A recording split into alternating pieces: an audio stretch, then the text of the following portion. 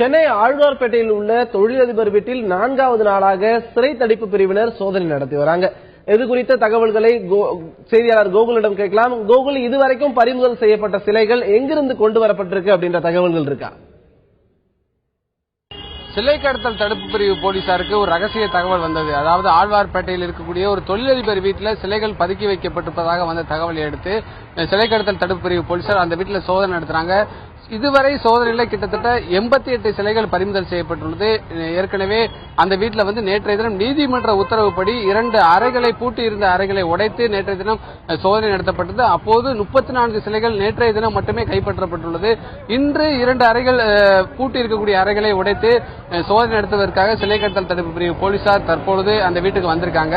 மேலும் இந்த 88 சிலைகள் எங்கிருந்து கொண்டு வரப்பட்டுள்ளது என்ற விவரத்தை காவல்துறை தற்பொழுது தீவிரமாக விசாரணை நடத்திட்டு வர்றாங்க. அதாவது இந்த சிலைகளை பார்க்கும்போது இந்த கற்சிலைகள் எல்லாமே விநாயகர் மற்றும் அம்மன் உள்ளிட்ட பழமையான கோயில்களில் இருந்து கொண்டு வரப்பட்ட சிலைகளை போல் இருக்கிறது. அதே போல உலோக சிலைகளும் உள்ளதால் இது போன்ற சிலைகள் திருடப்பட்ட சிலைகளாக இருக்கலாம் என்ற சந்தேகத்தை இந்து சமய அறநிலைத்துறை அதிகாரிகள் மற்றும் சிலை கடத்தல் தடுப்பு பிரிவு போலீசாரும் தீவிரமாக இந்த சிலைகளை வைத்து ஆய்வு செய்து ஆலோசனை நடத்தி வர்றாங்க. அதே போல வெளிநாட்டுக்கு இந்த சிலைகள் கடத்தப்பட்டிருப்பதும் போலீசாருடைய விசாரணையில் தெரிய வந்துள்ளது. இன்று நடத்தப்படக்கூடிய சோதனையிலும் மேலும் சிலைகள் கைப்பற்றக்கூடும் என காவல்துறை தரப்பில் தெரிவிச்சிருக்காங்க. தொடர்ந்து தலைமறைவா இருக்கக்கூடிய தொழிலதிபர் குறித்து ஏதாவது தகவல்கள் போலீசார் தரப்புல இருந்து சொல்லியிருக்காங்களா? இன்னும் வேற என்ன மாதிரியான நடவடிக்கைகள் எடுக்க இருக்காங்க கோகுல்? அதாவது இந்த வழக்கை பொறுத்தளவு ஏற்கனவே அன்று முதல் நாள் சோதனையிலேயே 3 பேர் கைது செய்யப்பட்டிருக்காங்க. ராஜாமணி, குமார், மான்சிங் என்ற 3 பேர் கைது செஞ்சிருக்காங்க. அந்த 3 பேரிடமும் காவல்துறை விசாரணை நடத்தும் போது அதாவது இந்த சிலைகளை நாங்கள் பேக் பண்ணி மும்பை கொண்டு செல்ல இருப்பதாகவும் மும்பையிலிருந்து வெளிநாட்டுக்கு செல்ல இருப்பதாகவும் போலீசாருடைய விசாரணை தெரிவித்திருக்காங்க. ஆனால் எந்த நாட்டுக்கு செல்ல இருப்பது என தீனதயாளனுக்கு மட்டுமே தெரியும் என காவல்துறையில் அவர்கள் வாக்குமூலமாக தெரிவித்துள்ளனர். ஆகவே தீனதயாளனை பிடித்தால் மட்டுமே இந்த சிலைகள் வெளிநாட்டுக்கு எந்தெந்த நாட்டுக்கு கொண்டு செல்ல உள்ளது, சர்வதேச சிலை கடத்தல் கும்பலோடு தீனதயாளனுக்கு என்ன தொடர்பு உள்ளது என்ற விவரம் தெரிய வரும் என காவல்துறை தரப்பில் ஏற்கனவே தெரிவிக்கப்பட்டுள்ளது. 2006இல் ஏற்கனவே தீனதயாளன் மீது ஒரு வழக்கும் உள்ளது. சிலை கடத்தல் மோசடியில் ஈடுபட்டதாக அந்த வழக்கு காவல்துறையால் பதிவு செய்யப்பட்டுள்ளது.